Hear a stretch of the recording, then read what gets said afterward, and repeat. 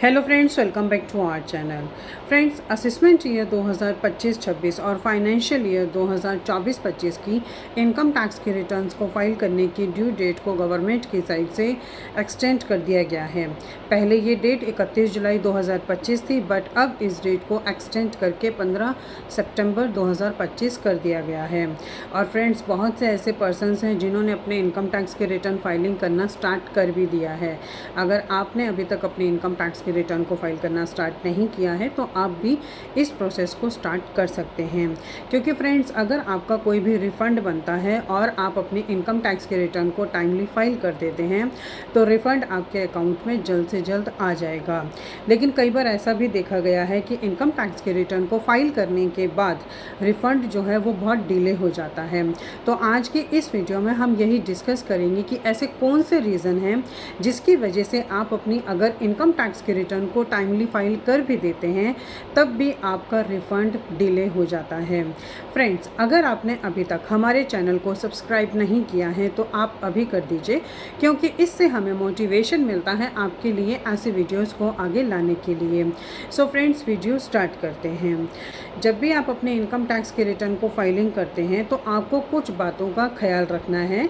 आपको कुछ ऐसी चीज़ें हैं जो मिस्टेक नहीं करनी है, ताकि इनकम टैक्स के रिटर्न को फाइल करने के बाद आपका रिफ़ंड जल्द से जल्द आ जाए। सबसे पहले आपको ये देखना है कि आपने अपना बैंक अकाउंट ऐड किया है या नहीं किया है, क्योंकि फ्रेंड्स, अगर आप अपना बैंक अकाउंट ऐड नहीं करेंगे तो आपका रिफ़ंड डिले हो जाएगा। आपको सबसे पहले अपने एक्टिव बैंक अकाउंट को इनकम टैक्स की वेबसाइट पे जाके, प्रोफाइल में जाके वहाँ पर अपने बैंक अकाउंट को ऐड करना है, जिसमें आपको अपने बैंक से रिलेटेड सारी इन्फॉर्मेशन देनी होगी, जो कि एक इन्फॉर्मेशन आपकी चेक के ऊपर लिखी होती है। जैसे आपका बैंक का नाम क्या है, अकाउंट नंबर क्या है, आपका IFSC कोड क्या है, आपका ब्रांच क्या है और आपका ये सेविंग अकाउंट है या करंट अकाउंट है। तो इस तरह से आपको इनकम टैक्स के पोर्टल पे जाके, प्रोफाइल में जाके अपने bank account, active bank account की डिटेल्स को वहाँ पे डालना है, तभी आपका रिफ़ंड आपके अकाउंट में आएगा। इसके बाद जब आप अपना बैंक अकाउंट वहाँ पे डाल देते हैं तो उसके बाद उसे वैलिडेट करना भी ज़रूरी होता है। तो जब भी आप अपने बैंक अकाउंट की डिटेल वहाँ डालेंगे तो आपको उसको वैलिडेट भी करना है। और कई बार ऐसा होता है कि हमने अपने बैंक अकाउंट डिटेल्स तो डाल रखी होती हैं, लेकिन उसको वैलिडेट नहीं किया होता है, जिसकी वजह से आपका रिफ़ंड लेट हो जाता है, डिले हो जाता है। तो इसके लिए आपको ये भी चेक करना है कि जो भी आपने बैंक अकाउंट डिटेल्स वहाँ डाली हैं, क्या वो आपने वैलिडेट कर रखी हैं या नहीं कर रखी हैं। तो अगर आपने उसको वैलिडेट नहीं कर रखा है तो आप उसको वैलिडेट करेंगे, ताकि आपका रिफ़ंड डिले ना हो। तीसरा पॉइंट, आपको अपना TDS को मैच करना है। हो सकता है कि आपके 26 AS में जो TDS आ रहा है, आपने अपनी इनकम टैक्स के रिटर्न को फाइल करते हुए वो TDS कम दिखाया है, जिसकी वजह से आपका रिफ़ंड डिले हो सकता है। नेक्स्ट, आपको कहीं आपने अपनी इनकम को हाइड तो नहीं कर दिया है। मीन्स कि हो सकता है कि आपकी इंटरेस्ट की इनकम हो, कैपिटल गेन की इनकम हो, या फिर आपकी कोई शेयर्स की इनकम हो, जिसको आपने अपनी इनकम टैक्स के रिटर्न को फाइल करते हुए शो नहीं किया है, तो इस वजह से भी आपका रिफ़ंड डिले हो सकता है। तो जब भी आप अपने इनकम टैक्स के रिटर्न को फाइल करेंगे, आप अपनी किसी भी तरह की कोई भी इनकम को हाइड नहीं करेंगे। नेक्स्ट, हो सकता है कि कैलकुलेशन में कुछ मिस्टेक हो जाए। अगर आप अपनी इनकम टैक्स के रिटर्न को फाइल करते हुए मैनुअल कैलकुलेशन करते हैं तो ज़रूर उसमें मिस्टेक होने के चांसेस होते हैं। तो फ्रेंड्स, आप जब भी इनकम टैक्स की कैलकुलेशन करें, इनकम टैक्स के कैलकुलेटर के हिसाब से करें, ताकि आपकी कैलकुलेशन में कोई भी मिस्टेक ना हो और आपका रिफ़ंड डिले ना हो। और इसके अलावा हो सकता है कि आपने कोई गलत डिडक्शंस को क्लेम कर दिया है, जैसे 80C की डिडक्शन को गलत क्लेम कर दिया है, 80D की डिडक्शन को गलत क्लेम कर दिया है।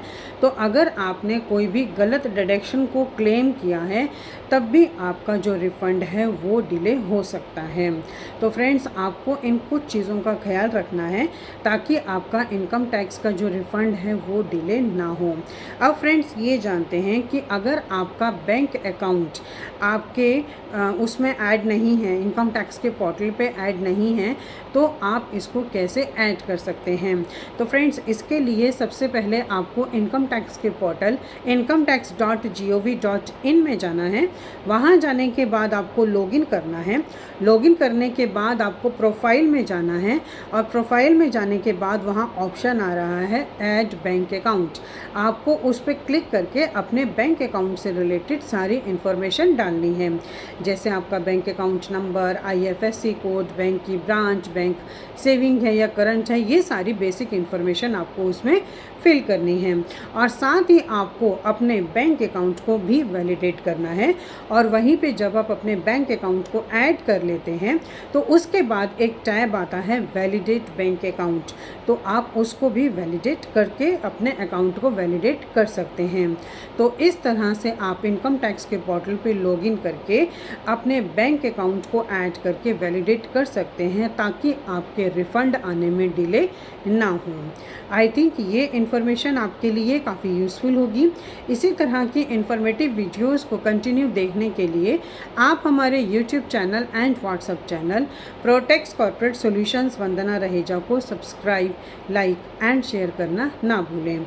और फ्रेंड्स, अगर आपको इस वीडियो से रिलेटेड कोई भी क्वेरीज होती हैं तो आप स्क्रीन में दिए गए कॉन्टैक्ट नंबर्स पे हमसे कॉन्टैक्ट कर सकते हैं और कमेंट सेक्शन में भी कमेंट कर सकते हैं। और अगर आप financial year 2024-25 and assessment year 2025-26 के इनकम टैक्स के रिटर्न को फाइल कराना चाहते हैं तो भी आप हमारे स्क्रीन में दिए गए कॉन्टैक्ट नंबर से हमें कॉन्टैक्ट कर सकते हैं। Thank you.